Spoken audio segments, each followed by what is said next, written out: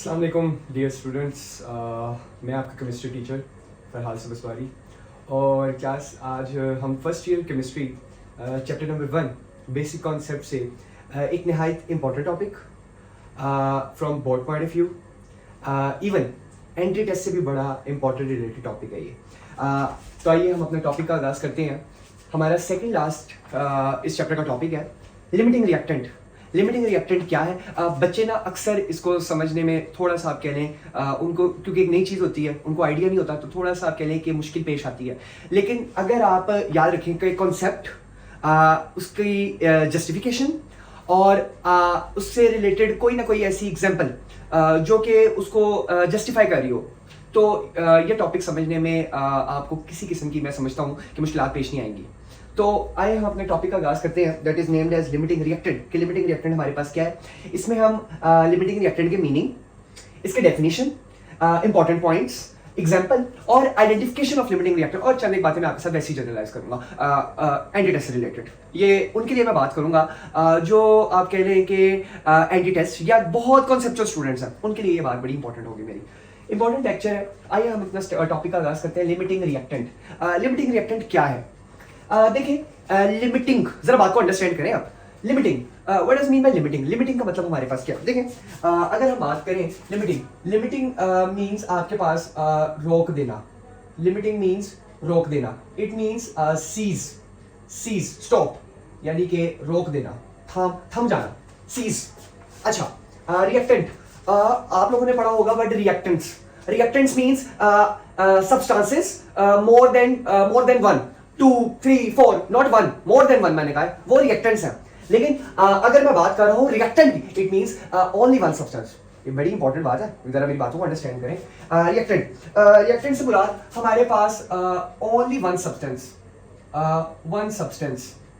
अच्छा, अब हमें कैसे पता लगेगा कि केमिकल रिएक्शन में कौन लिमिटिंग रिएक्टेंट है? जरा बात को अंडरस्टैंड करें। मैं कहता हूँ कि जी आपके पास ना एक रिएक्शन हुआ जिसमें A प्लस B ने रिएक्ट किया और आपके पास प्रोडक्ट्स बने। बातों को आप जरा समझें। इस वक्त तो ये रिएक्टेंट्स है, मोर देन वन रिएक्टेंट्स। लेकिन अगर मैं कहूं कि जी मुझे बताएं इनमें से रिएक्टेंट कौन सा है? रिएक्टेंट तो इनमें से A in terms of itself एक रिएक्टेंट है और B in terms of itself एक रिएक्टेंट है, और जब दोनों मिले तो वो रिएक्टेंट्स हो गए। बात को जरा समझें। अच्छा, ये जो A है या B है, हाउ कैन वी आइडेंटिफाई कि which one is limiting reactant and which one is non limiting reactant? कौन लिमिटिंग रिएक्टेंट है और कौन नॉन लिमिटिंग रिएक्टेंट नहीं है? जरा बात को देखिए।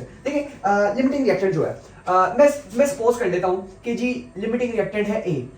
हम सिर्फ सपोज कर रहे हैं, मैं भी डेफिनेशन से भी इसको जस्टिफाई करूंगा। और B जो है ये हमारे पास नॉन लिमिटिंग रिएक्टेंट है। मैं एक बड़ी इंपॉर्टेंट बात आपके साथ डिस्कस करता हूं यहाँ पर। लिमिटिंग रिएक्टेंट यानी कि लिमिटिंग रिएक्टेंट ऐसा होगा जो प्रोडक्ट को लिमिटाइज करेगा। बात को very easy class. Limiting reactant is one of the reactant which restrict the amount of product and it produces the amount of product according to itself. Very very important point class. ये जो limiting reactant है ये product अपने मुताबिक बनाएगा। हाँ, यानी कि I can say that product is controlled by limiting reactant. Product जो है वो लिमिटिंग रिएक्टेंट, उर्दू में अगर मैं कहूं कि प्रोडक्ट उतना बनेगा जितना लिमिटिंग रिएक्टेंट बनाएगा। ये अहम पॉइंट है, इसको आपने अंडरस्टैंड करना है मैं क्या कह रहा हूं। अच्छा, अब आइए डेफिनेशन की तरफ। हम डेफिनेशन में क्या कहते हैं? हम कहते हैं रिएक्टेंट ऐसा रिएक्टेंट विच कंज्यूम्स, जो कि कंज्यूम होता है अर्लियर, पहले इन अ केमिकल रिएक्शन। एक केमिकल रिएक्शन में क्यों? Due to its lesser amount, उसकी कम मिकदार होने की वजह से, एंड इट प्रोड्यूसेस, और वो प्रोड्यूस कर रहा है least amount of product. Yes class, very important, very very important. ऐसा रिएक्टेंट जो कि केमिकल रिएक्शन में कंज्यूम पहले हो जाए, अर्लियर हो जाए, किस वजह से? अपनी कम मिकदार की वजह से, लेसर अमाउंट की वजह से, एंड इट प्रोड्यूस, और वो प्रोड्यूस करे लीस्ट अमाउंट ऑफ प्रोडक्ट, यानी कि कम से कम प्रोडक्ट। उसको हम सिंपली नाम देंगे limiting reactant, LR limiting reactant. मैं आपको ना चंद एक एग्जांपल भी जरा समझाता हूँ, जरा समझें। मैं कहता हूँ कि जी आपके पास जरा प्रैक्टिकल एग्जांपल मैं आपको एक समझाना चाह रहा हूँ, physical example.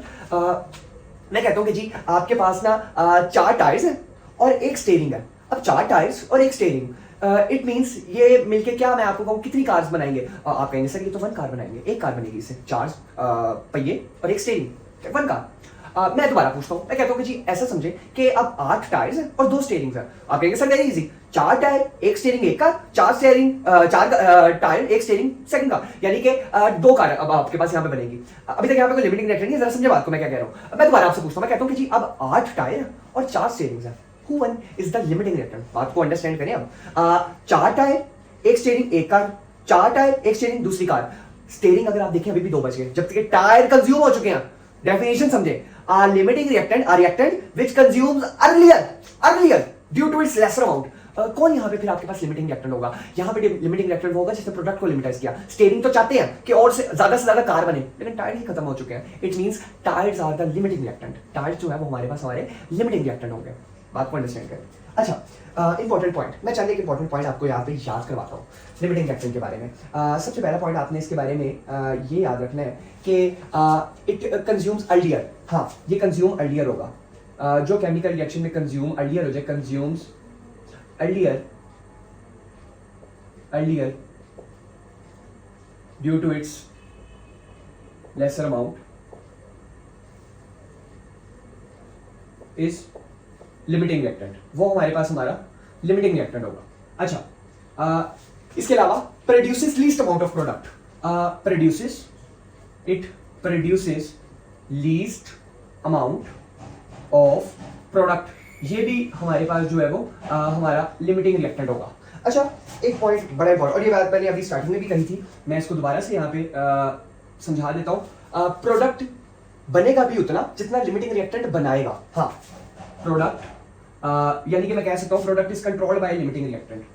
Product is controlled by limiting reactant. जितना लिमिटिंग रिएक्टेंट चाहेगा उतना प्रोडक्ट बन पाएगा। हाँ, जरा समझें इस बात को। अच्छा, फिर फोर्थ पॉइंट, ये भी काफी इंपॉर्टेंट पॉइंट है। अगर आपने स्टोशियोमेट्रिक पढ़ा है, स्टोशियोमेट्री से पिछला टॉपिक, स्टोशियो मींस आपके पास elements and metron means measurement, the analytical measurement, ठीक है। अच्छा, स्टोशियोमेट्री हमारे पास जो है वो क्या है? स्टोशियोमेट्री में हमने देखा आपके पास बैलेंस केमिकल इक्वेशन होती है। जी, balance chemical equation. Balance chemical equation में जो रिएक्टेंट्स और प्रोडक्ट्स का एक रिलेशनशिप होता है उसको हम स्टोशियोमेट्री कहते हैं। यहाँ पे मैं बड़ी इंपॉर्टेंट बात करूंगा, when stoichiometric amount of reactants,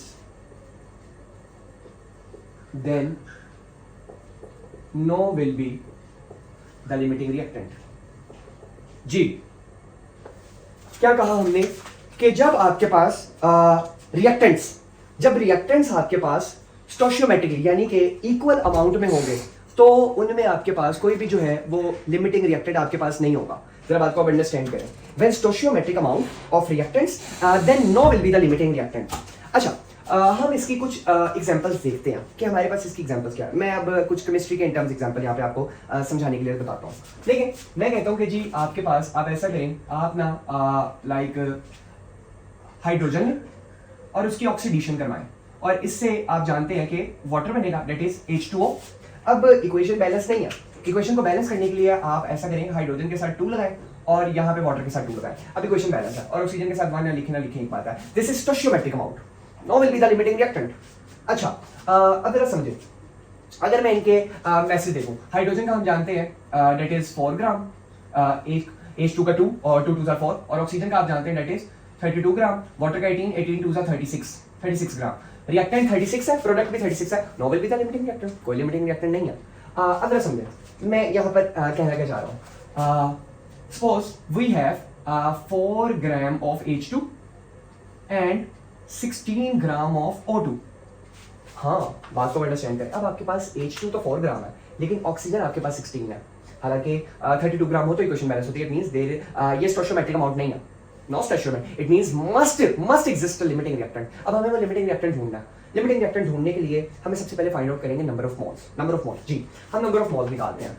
hydrogen के सबसे पहले हम नंबर ऑफ मोल्स निकालते हैं, mass over molar mass. Mass हमारे पास 4 और आप जानते हैं मोलर मैस दैट इज 2, तो 2 1 2 2 2 4। इट मींस कि आपके पास आ गए 2 मोल। अच्छा जी, अब हम ऑक्सीजन के लिए करते हैं। मैस आपके पास 16 और मोलर मैस 32, तो आपके पास 16 1 16 16 2 30 1/2 दैट इज 0.5 मोल।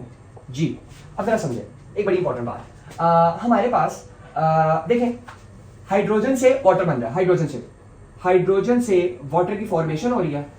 जरा देखें, अगर अगर हाइड्रोजन 2 मोल्स है तो वाटर भी हमारे पास 2 मोल्स बन रहे हैं, बात को अंडरस्टैंड करें। लेकिन अगर मैं कहता हूं कि हाइड्रोजन 1 मोल है तो वाटर भी 1 मोल बनेगा, हाइड्रोजन 3 मोल है वाटर भी 3 मोल बनेगा, हाइड्रोजन 1000 मोल है वाटर भी 1000 मोल बनेंगे। अच्छा अब हम देखते हैं ये काम ऑक्सीजन के लिए और 2 के लिए। अब देखें ऑक्सीजन से मिलके आपके पास जो है वो वाटर बन रहा है। अब ऑक्सीजन से मिलके जो आपके पास वाटर बन रहा है, अगर इसको देखें ऑक्सीजन के हमारे पास यहाँ पे मोल है 1, यानी कि अगर 1 मोल ऑक्सीजन होगा तो वाटर कितने मोल बनेगा, वाटर 2 मोल बनेगा, बात को अंडरस्टैंड करें। लेकिन हमारे पास यहाँ पे कितने मोल है 0.5, यानी कि अगर मैं कहता हूँ कि 0.5 मोल है तो फिर वाटर 1 मोल बनेगा, यानी कि उसका डबल। ऑक्सीजन 1000 मोल होंगे वाटर 2000 मोल बनेंगे, ऑक्सीजन 50 मोल है वाटर 100 मोल, यानी कि उसका डबल होंगे, ट्वाइस होंगे। तो ऑक्सीजन हाफ है, वाटर उसका डबल है, यानी कि 1 है, हाफ का डबल 1। अच्छा अब ये हमारे पास बात हो गई। 3 बातें बड़ी इंपॉर्टेंट है। वो 3 बातें क्या है मैं आपके साथ यहाँ पे डिस्कस भी कर लेता हूँ। 3 बातें इसमें ये हैं कि सबसे पहले बताएं जी कि लिमिटिंग रिएक्टेंट कौन है, वाटर कितनी अमाउंट में बन रहा है, और नॉन लिमिटिंग रिएक्टेंट कौन है। बात को अंडरस्टैंड करें। लिमिटिंग रिएक्टेंट वो होगा जो कम मिकदार में होगा। तो जरा देखें हमारे पास लीस्ट अमाउंट ऑफ प्रोडक्ट किसकी है, ऑक्सीजन की। It means oxygen is a limiting reactant, O2 is the limiting reactant, 0.5 मोल कम है। अच्छा वाटर हमारे पास किसके मुताबिक बनेगा, मैंने अभी कहा वाटर किसके मुताबिक बनेगा, वाटर बनेगा लिमिटिंग रिएक्टेंट के मुताबिक। लिमिटिंग रिएक्टेंट अगर 0.5 मोल है, जरा समझे ऑक्सीजन 0.5 है, वाटर उसका डबल 1, तो यहाँ पे वाटर की जो फॉर्मेशन होगी वो बनेगी 1 मोल, और 1 मोल वाटर आप जानते हैं दैट इज 18 ग्राम। अब देखें नॉन लिमिटिंग रिएक्टेंट। अब अगर हम ये बात देखें कि हाइड्रोजन और ऑक्सीजन के लिए, हाइड्रोजन और ऑक्सीजन के लिए ऑक्सीजन 0.5 मोल थे, ठीक है, तो हाइड्रोजन कितने मोल बनेंगे 1। बात को अंडरस्टैंड करें क्यों, क्योंकि अगर ऑक्सीजन आपके पास 1 मोल है तो वाटर हाइड्रोजन के आपके पास 2 मोल है, ऑक्सीजन 1 मोल हाइड्रोजन 2 मोल। लेकिन अगर ऑक्सीजन के हाफ मोल कर दिया जाए तो हाइड्रोजन भी कम हो जाएगा, उसका तो ट्वाइस रहेगा लेकिन 2 से कम हो जाएगा, 1 हो जाएगा, ठीक है, 0.5 का वो डबल ही रहेगा, दैट इज 1। अब हाइड्रोजन ने ऑक्सीजन के मुताबिक टेक पार्ट करना है, जरा समझे ऑक्सीजन है 0.5 मोल तो हाइड्रोजन भी 1 मोल टेक पार्ट है, यानी कि अभी भी हाइड्रोजन जो है वो बच गया, क्योंकि 2 मोल थे तो पीछे हाइड्रोजन जो है वो हमारे पास बच गया कितने मोल, नॉन लिमिटिंग रिएक्टेंट एक तो हम कहेंगे हाइड्रोजन है और वो हमारे पास 1 मोल है, और 1 मोल में हमारे पास जो है वो कितने आ जाएगा आपके पास 2 ग्राम, क्योंकि 2 मोल में 4 ग्राम है, तो 2 ग्राम तो हमारे पास यूज हो चुका है, तो पीछे 2 ग्राम बचेगा। अब आप इसको कैलकुलेट कर लें, आपके पास 18 ग्राम जो है वो वाटर है, यानी कि 16 ग्राम ये और 2 ग्राम ये, 16 + 2 18, तो वाटर भी आपके पास जो है वो 18 ही बन रहा है। ये हमारे पास जो है वो एक एग्जांपल हो गई। हम और भी इससे बेशतर एग्जांपल ले सकते हैं, कार्बन की एग्जांपल ले सकते हैं और डिफरेंट एग्जांपल ले सकते हैं। जैसे हम यहाँ पे सपोज कर लेते हैं, मैं कहता हूँ कि जी आप कार्बन के लिए बात करें, कार्बन के लिए मैं कार्बन की एग्जांपल के साथ भी इसको जस्टिफाई करता हूँ। हम यहाँ पे कार्बन की एग्जांपल ले लेते हैं जी, कार्बन की जब ऑक्सीडेशन हो रही है it produces CO2 carbon dioxide. It means कि हमारे पास कार्बन 1 मोल है, ऑक्सीजन भी 1 मोल है, कार्बन डाइऑक्साइड भी 1 मोल है। वो कहता है कि 6 ग्राम कार्बन है, 32 ग्राम ऑक्सीजन है, और इसका मोलेकुलर मास आप जानते हैं दैट इज 44 ग्राम। अब बनना तो इतना चाहिए था, लेकिन 6 + 38 यानी कि ये तो आपके पास बैलेंस केमिकल इक्वेशन नहीं है, स्टोइचियोमेट्रिक अमाउंट नहीं है, it means must be limiting reactant. अब वो लिमिटिंग रिएक्टेंट हमें ढूंढना है, तो सबसे पहले हम क्या फाइंड आउट करेंगे, जी exactly class number of moles. हम नंबर ऑफ मोल्स निकालते हैं, number of moles mass over molar है 6/16 12, तो ये आंसर आ जाएगा 0.5 मोल। और अब जो है वो हम निकाल लेते हैं फॉर ऑक्सीजन, ऑक्सीजन के number of moles that is 32/32, तो आपके पास आंसर आ जाएगा 1 मोल। जी ये हमारे पास जो है वो बात हो गई। अब अगर देखें हम कार्बन के लिए तो कार्बन और कार्बन डाइऑक्साइड, कार्बन कहता है कि अगर मेरे पास 1 मोल होगा तो कार्बन डाइऑक्साइड भी 1 मोल बनेगा, लेकिन क्योंकि कार्बन के यहाँ पे हमारे पास नंबर ऑफ मोल 0.5 है, तो मुझे एक बात बताएं कि कार्बन डाइऑक्साइड भी क्या 0.5 मोल नहीं बनेगा लिमिटिंग रिएक्टेंट के मुताबिक। अच्छा ये तो हमारे पास बात होगी इसकी। और अगर हम यही बात करें ऑक्सीजन के लिए और 2 के लिए, अब ऑक्सीजन जो है, ऑक्सीजन कहता है कि इससे कार्बन डाइऑक्साइड तो बनता है, ऑक्सीजन कहता है कि जी अगर मेरे पास 1 मोल होगा तो कार्बन डाइऑक्साइड भी 1 मोल बनेगा, लेकिन अगर ऑक्सीजन भी 0.5 मोल हो तो कार्बन डाइऑक्साइड भी 0.5 मोल होगा। याद रखिएगा कि जो नॉन लिमिटिंग रिएक्टेंट होगा ना वो अपने आप को हमेशा लिमिटिंग रिएक्टेंट के मुताबिक रखेगा, यानी कि 0.5 मोल है तो ऑक्सीजन ने भी अपने आप को हाफ कर लिया। जरा देखिए यहाँ पर भी हमने यही बात की कि हमारे पास जो हाइड्रोजन थे, हाइड्रोजन 1 मोल थे, ठीक है, तो उसने अपने आप को 0.5 कर लिया, ठीक है, यानी कि 0.5 ऑक्सीजन मोल थे तो हाइड्रोजन के मोल भी 1 हो गए, हालांकि एक्चुअल में 2 थे हमारे पास बैलेंस केमिकल, लेकिन उसने अपने आप को ऑक्सीजन के मुताबिक किया। इसी तरीके से यहाँ पे आपके पास जो ऑक्सीजन है वो अपने आप को कार्बन के मुताबिक करेगा। अच्छा अब अगर हम देखें फॉर कार्बन और ऑक्सीजन, तो कार्बन 1 मोल है, ऑक्सीजन भी 1 मोल है, लेकिन अगर कार्बन 0.5 मोल है, यस क्लास, ऑक्सीजन भी 0.5 मोल ही आपके पास बनेगा। अब यहाँ पे भी वही वाली बात, वो 3 बातें जो मैंने अभी आपके साथ डिस्कस की कि जी लिमिटिंग रिएक्टेंट बताएं कि लिमिटिंग रिएक्टेंट कौन है, तो लिमिटिंग रिएक्टेंट तो हमें पता है कि वो कार्बन है, क्योंकि उसने उसको लिमिटाइज कर दिया, नंबर ऑफ मोल से भी आप अंदाजा लगा सकते हैं। फिर कार्बन डाइऑक्साइड कितना बन रहा है, कार्बन डाइऑक्साइड यहाँ पे बनेगा हाफ मोल, 0.5 मोल, 0.5 मोल का मतलब कितना होता है 22 ग्राम, 44 का हाफ 22। तो नॉन लिमिटिंग रिएक्टेंट हमारे पास यहाँ पे कौन है क्लास, जी non limiting reactant is oxygen. Oxygen हमारे पास नॉन लिमिटिंग रिएक्टेंट है और कितना 0.5 मोल, और 0.5 मोल का मतलब कितना होता है आपके पास 16 ग्राम, यानी कि केमिकल रिएक्शन में सिर्फ 16 ग्राम ऑक्सीजन यूज हुआ, 16 + 6 आपके पास 22, तो कार्बन डाइऑक्साइड भी आपके पास बना 22। ठीक है, ये हमारे पास सिंपली लिमिटिंग रिएक्टेंट। आगे हमारे पास इसकी कुछ आइडेंटिफिकेशन जो है वो हम लिमिटिंग रिएक्टेंट की कैसे कर सकते हैं। सबसे पहली बात तो ये है कि आप ऐसा करें, calculate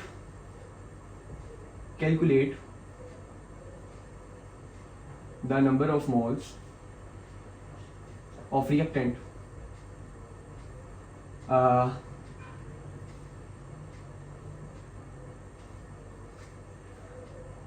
calculate the number of moles of reactant by the given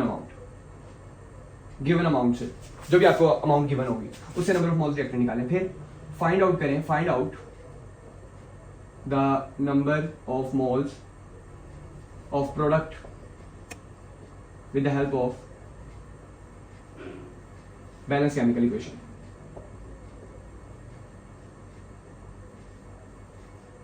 अच्छा, फिर तीसरा, identify the limiting reactant which produces least amount of product। और वो मैंने आपको बता दिया है कि नंबर ऑफ मोल्स जिसके कम होंगे वही हमेशा आपके पास लिमिटिंग रिएक्टेंट होगा। अच्छा, ये ना एक क्वेश्चन आया होगा आपके पास, why limiting reactant is not applicable in reversible reactions. Limiting reactant जो है वो रिवर्सिबल रिएक्शंस में एप्लीकेबल क्यों नहीं होता? देखिए, रिवर्सिबल रिएक्शन हमारे पास क्या होते हैं, जैसे मैं कहता हूँ कि A + B ये मिले और C + D मिला प्रोडक्ट्स, इसमें कभी लिमिटिंग रिएक्टेंट एग्जिस्ट नहीं कर सकता। क्यों? क्योंकि इसमें लिमिटिंग रिएक्टेंट वो होता है जो पूरा का पूरा कंज्यूम हो जाए, विच कंज्यूम्स अर्लियर, कंज्यूम हो जाए सारा। जबकि रिवर्सिबल रिएक्शन में रिएक्टेंट और प्रोडक्ट्स जो है, कभी रिएक्टेंट्स प्रोडक्ट्स में चेंज हो रहे होते हैं, कभी प्रोडक्ट्स रिएक्शंस में चेंज हो रहे होते हैं, तो इसमें लिमिटिंग रिएक्टेंट एग्जिस्ट ही नहीं कर सकता क्योंकि कंज्यूम ही नहीं हो रहा। यानी कि कुछ देर रिएक्टेंट प्रोडक्ट में कन्वर्ट होंगे, फिर कुछ देर बाद प्रोडक्ट रिएक्टेंट में, तो ये तो कंज्यूम ही नहीं हो रहा आपके पास। इट मीन्स कि यहाँ पे आपके पास लिमिटिंग रिएक्टेंट का कॉन्सेप्ट जो है वो एप्लीकेबल नहीं है। हमारे पास नेक्स्ट इसके कुछ न्यूमेरिकल्स हैं, हम इंशाल्लाह वो भी करेंगे। मेरी दुआ है अल्लाह ताला आप पर अपना फजल और करम फरमाए। अस्सलाम।